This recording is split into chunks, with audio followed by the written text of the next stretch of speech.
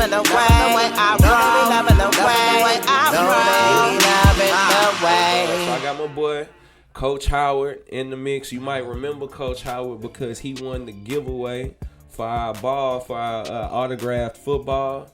You know what I'm saying? You ended up giving it to your mama, right? Yeah, man. They had a thing at her job. She worked for MD Anderson. Yeah. So that just helped out and went to the kids, man. So I Oh yeah. That. Yeah. That's lit. I'm hoping that it made its way to somebody that's really gonna appreciate it. And you know, we appreciate you having us. Following us and keeping up with the content. Bro, be engaged. Been waiting to get up in here with me, so we gonna chop it up, ain't we? Yes, sir. Yes, sir. All right, I'm finna throw this at you. I know we talked about some topics, but we ain't talk about this one, bro. True or false? The NBA draft is rigged. True. On God. Look, now, if people are wondering where this question come from, everybody been talking about this ever since the Mavericks ended up with the number 1 overall pick with odds just at about 1.8%. Now, ain't no way you supposed to jump all the teams in the NBA draft lottery with 1.8% chances. Like, the chances that you might not get the last pick in the lotto, that's something different. Like, with 1.8%, you might jump up a pick or two. But you somewhere around where you landed as far as your record. How did the Mavs end up with the number 1 overall pick this year? It's crazy because you got to look at it. How does the Lakers always get a superstar? Yeah. Like, that's the question I'll be asking too. But then the Mavs getting that number 1 pick to get Cooper is just crazy in itself. Yeah. So because of the implications, right? Exactly. Everybody is talking about how the NBA may have rewarded the Dallas Mavericks for sending Luka Doncic to the Lakers. They I guess most profitable team in one of the largest markets, and that's what everybody's talking about. Everybody talking about, you know, with the chances that they hit on the number 1 overall pick after this, it almost seemed like it was fixed for them. And you know what's crazy is Houston got robbed. Now this is Yeah. what's crazy. So if you remember when Ralph Sampson and Kim Olajuwon was the number 1 picks, Bill Bates went to the national championship. So I think everybody was betting on, okay, Houston's gonna get that number 1 pick. Then and Dallas got it. I mean, look, I was hoping for the number 1 pick, but the chances wasn't in our favor either. We was projected number 9, I think, in the lineup. So unfortunately for us, with double the chances that the Dallas Mavericks had to get the number 1 overall pick, we actually moved back a pick in the lottery. We went from the projected number 9 to securing the number 10 pick in the lotto, and that's crazy. It's crazy, but I think it's real valuable though. We're gonna talk about it. Okay. We're gonna talk about how valuable it might be, but I got some stats here. Let me tell you a story real quick. There was a man.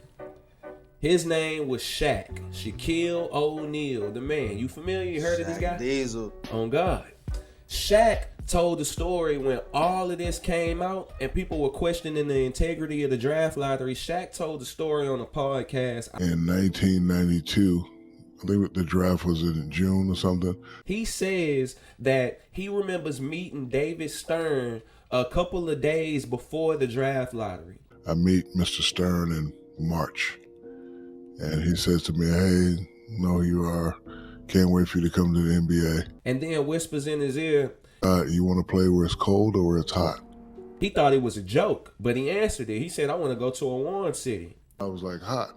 A couple of days later, they had the draft thing, and Charlotte was number 2, and then Orlando, Florida was number 1. I was like, days later, the Orlando Magic end up with the number 1 overall pick in the draft lottery. Very interesting how it all played out. Another team that was not projected to have the number 1 overall pick in the draft lottery. So a team with lesser odds than other teams ended up with this pick and selected Shaquille O'Neal with the number 1 overall pick for Orlando. I'm not saying it's rigged, but I'm saying if Shaq told that story, do Shaq just be lying? Nah, that sounds very rigged. And Orlando was a fresh franchise, if I'm not mistaken. Possibly, I can't remember. I think that was. I say I can't remember. Like, I was born in '91. Ain't no way I'm gonna remember. So, I can't recall whether or not that was mistaken, it. I think Orlando was real fresh at that time. Yeah. Orlando was real fresh. So the fact that they got that #1 pick, and then the fact that they got Penny. Yeah. How he wanted to off the trade from the movie when they was in Blue Chips. Yeah. That can show you at the end of the day, it's a business. Yeah. And what's gonna be most profitable is what's gonna happen in the league. You hit it on the nail right there, because I think that that's the case. I think that the league might be manipulating the outcome of the draft lottery and able to make more money. And I feel like you would almost be foolish not to lean that way, because 1985. In 1985, David Stern gets an envelope to announce who gets the #1 overall pick. And there's footage of this envelope having a slight bend in the corner of it.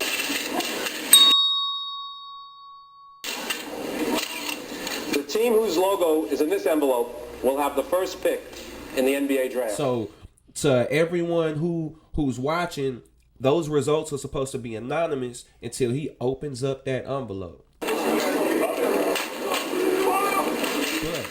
with the envelope having a bend on the corner of it and it being visible on TV, it led to speculation that might have been a visual cue to know which envelope to pick up. What are the chances, right? And that in the 1985 lottery, the Knicks end up getting the #1 overall pick. The Knicks, in another super large market for the NBA, get the #1 overall pick and take Patrick Ewing. First pick, select Patrick Ewing.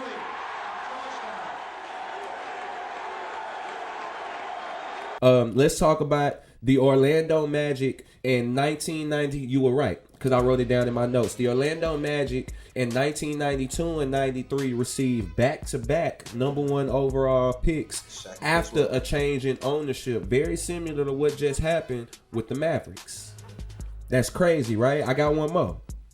The Chicago Bulls end up with the #1 overall pick with extremely low odds to get the #1 overall pick at a time where the top prospect is a young man named D Rose. You heard of this guy? Oh, wait, yes. With the first pick in the 2008 NBA draft, the Chicago Bulls select Derrick Rose from the University of Memphis. As it can be. That's my draft class, man. From Chicago. Yes. So everything lined up in this draft for the Chicago Bulls to go get a hometown guy who's the #1 overall prospect at the time, and put him in that market that Michael Jordan used to own. What are the chances that any of this is coincidence? Coincidence?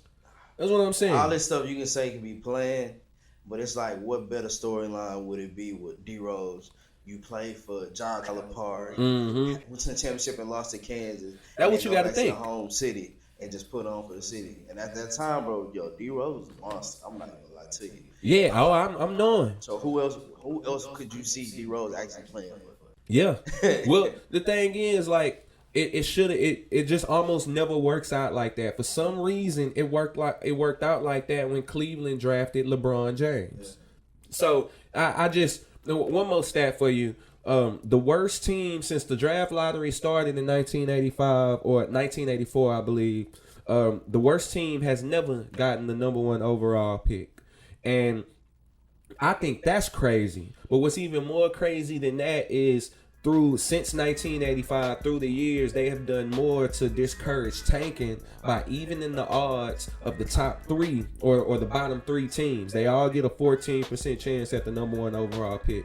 What's the chances, though, even before you do that to after you do that? What's the chances that whole timeline, the worst team never gets the #1 overall pick? That's crazy.